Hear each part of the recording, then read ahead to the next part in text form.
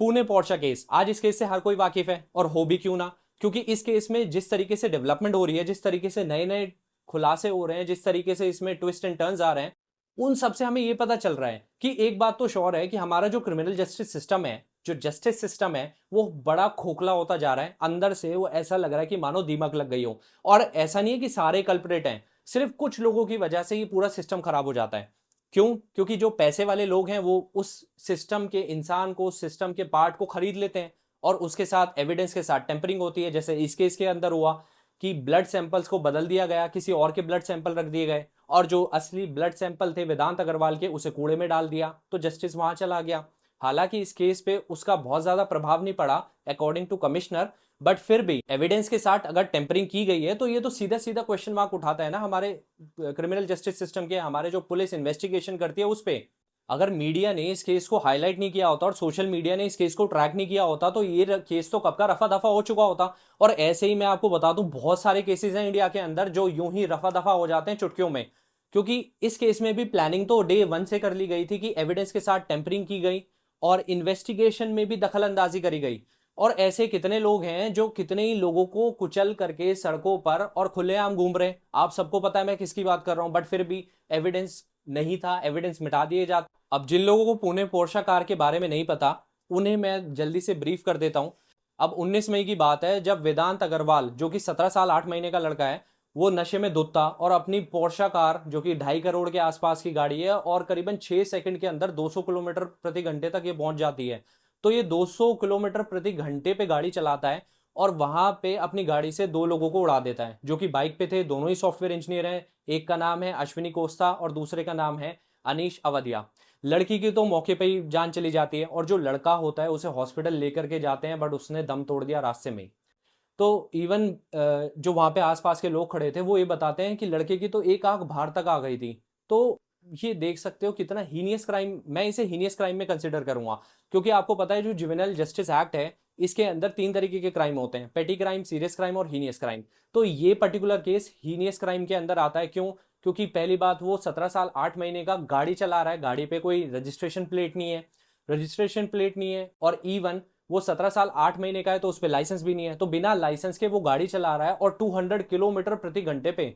और उस केस में उसके बाद क्या होता है कि उसे मात्र 15 घंटे के अंदर बेल मिल जाती है। और बेल जो मिलती है वो किन शर्तों पे मिलती है कि आप 300 वर्ड का ऐसे लिख लेना रोड सेफ्टी के ऊपर, और ट्रैफिक पुलिस के साथ आपको 15 दिन तक काम करना पड़ेगा, और आपकी काउंसलिंग भी होगी डॉक्टर के साथ। तो इन 3 शर्तों पे उसे आसानी से बेल मिल गई थी। बट थैंक्स टू पब्लिक कि वो इस केस को इतना ट्रैक कर रही थी कि उनका गुस्सा इतना फट करके बाहर आया कि जज को बेल में मॉडिफिकेशंस करनी पड़ी, और उसके बाद उसे 5 जून तक बाल सुधार गृह के अंदर रखा गया। अब इस केस के अंदर नए ट्विस्ट एंड टर्न्स क्या आए हैं? देखो, पहला तो ये सवाल कि जो एमएलए है सुनील तिंगड़े, वो रात में 3 बजे क्यों आए? कौन सा एमएलए रात में 3 बजे आ जाएगा पब्लिक सर्विस के लिए? क्यों? क्योंकि उनका बयान तो ये आया कि हमने इन्वेस्टिगेशन में कोई दखल अंदाजी नहीं की। भाई, हम कैसे मान ले कि आपने कोई दखल अंदाजी नहीं करी इन्वेस्टिगेशन में?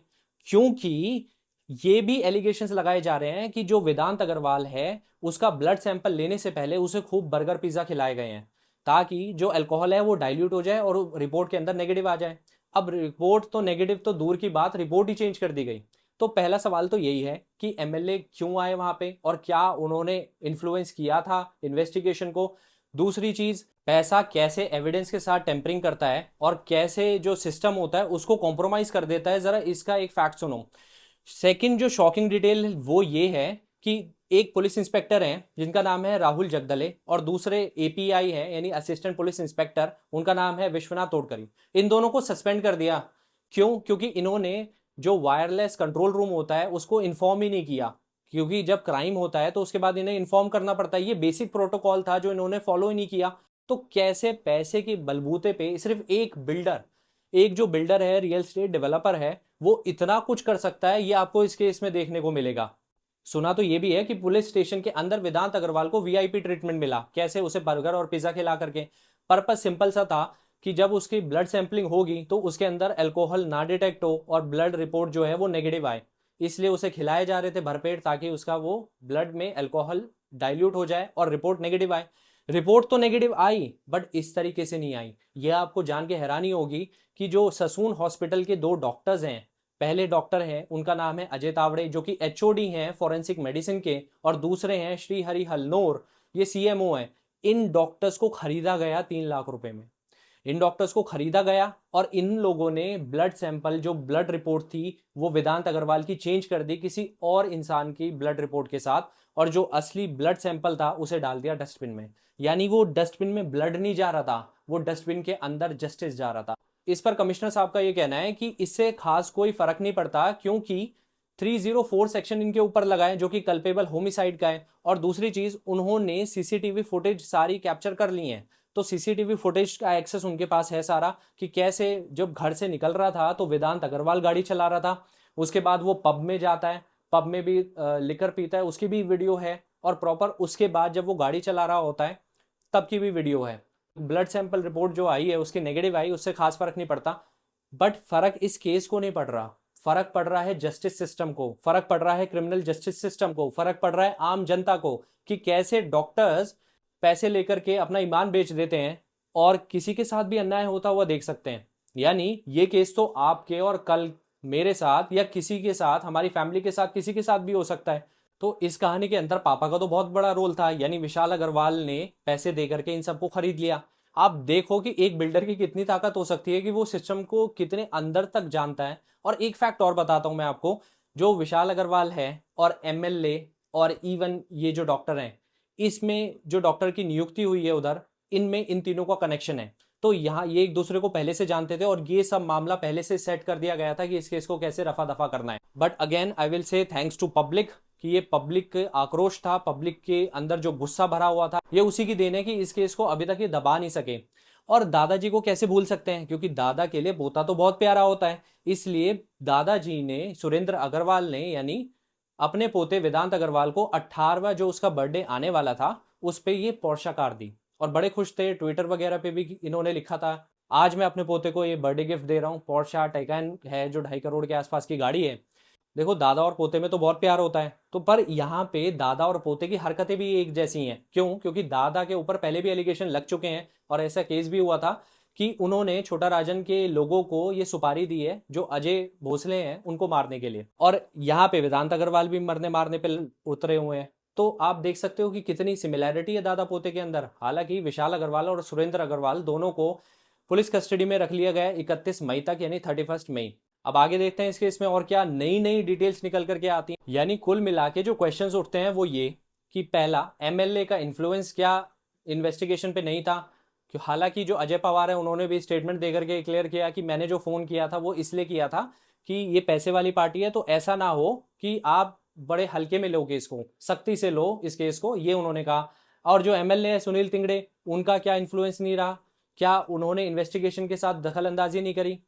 पहला सवाल तो ये। दूसरा ये कि इसमें डॉक्टर्स इन्वॉल्व थे, उन्होंने सैंपल को ही चेंज कर लिया। अच्छा, नया ट्विस्ट क्या था इसके अंदर एक और, कि ड्राइवर की भी एंट्री होती है। अब ये जानने को मिल रहा है कि उस गाड़ी को ड्राइवर चला रहा था। हालांकि ड्राइवर ने बाद में ये एडमिट कर लिया कि उसे जोर जबरदस्ती धमका कर ये उससे कहलवाया गया कि तुम गाड़ी चला रहे थे।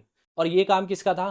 प्रिय दादाजी का, यानी जो हमारे प्रिय दादाजी हैं सुरेंद्र अग्रवाल, उन्होंने इसे धमकी दी, इसका फोन वोन छीना, इसे अबडक किया था, इसे वहां छोड़ करके आए। उसके बाद इसे बोला गया कि आप ये स्टेटमेंट दो। और मम्मी जी क्यों पीछे हटती? तो मम्मी जी ने भी इसे इमोशनल ब्लैकमेल किया ड्राइवर को। तो सुरेंद्र अग्रवाल, विशाल अग्रवाल को तो कस्टडी में रख लिया गया है 31 मई तक।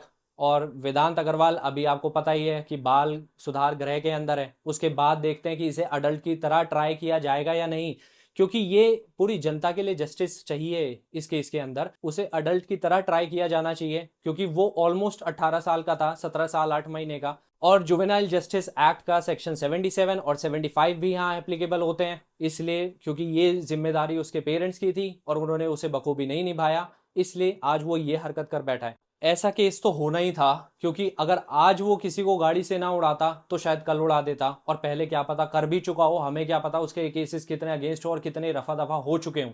और ऐसे पता नहीं कितने खुले आम घूम रहे हैं सड़कों पे जिन्होंने कितने कोई मर्डर कर चुके हैं। अब देखना यह है कि इस केस के अंदर क्या 2 साल की सजा होगी, या 5 साल तक की, या फिर 7 साल की, या 10 साल तक की, या उसे छोड़ दिया जाएगा।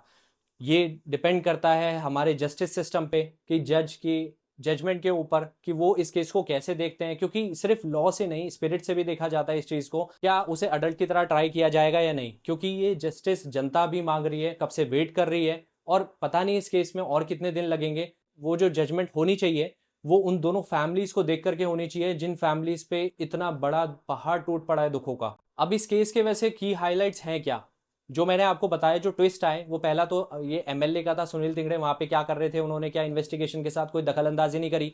दूसरी चीज कि ब्लड सैंपल इतना लेट क्यों लिया गया, और दूसरी चीज वो पिज्जा बर्गर खिलाया गया और ब्लड सैंपल के साथ टेम्परिंग हुई, उसे एक्सचेंज कर दिया गया किसी और के ब्लड सैंपल के साथ, और वहां पे ड्राइवर का भी अबडक्शन होता है और ड्राइवर की झूठी स्टेटमेंट आती है। तो इसलिए जो सुरेंद्र अग्रवाल और विशाल अग्रवाल दोनों पुलिस कस्टडी में हैं। आगे देखते हैं इस केस में और क्या शॉकिंग डिटेल्स निकल करके आती हैं, बट इस केस को जनता ने ट्रैक किया, ये उसी का नतीजा है कि इस केस में इतनी सख्ती बरती जा रही। हालांकि जो पुलिस कमिश्नर है वो ये कह रहे हैं कि इस केस में कोई ढील दी ही नहीं जा सकती, इस केस को सख्ती से लिया जाएगा, क्योंकि ये जनता, अब देखो उन पे ऊपर प्रेशर है इस चीज का, तो वो एविडेंस के साथ इतने ज्यादा जो टेम्परिंग हुई, इसलिए पुलिस वालों को भी सस्पेंड कर दिया गया, और साथ में जो डॉक्टर्स हैं उन्हें भी कस्टडी में ले लिया गया क्योंकि उन्होंने भी एविडेंस के साथ टेम्परिंग की है। तो अल्टीमेटली क्वेश्चन क्या उठता है, यही कि हमारा जो क्रिमिनल जस्टिस सिस्टम है क्या वो वाकई में खोखला होता जा रहा है, और क्या ऐसे बहुत सारे केसेस हैं जो रफा दफा कर दिए जाते हैं। अगर पब्लिक का गुस्सा ना होता, सोशल मीडिया इतना ट्रैक नहीं कर रही होती, तो ये केस कब का दब गया होता। तो ऐसे पता नहीं कितने केसेस दबे होंगे, उन्हें जस्टिस नहीं मिला।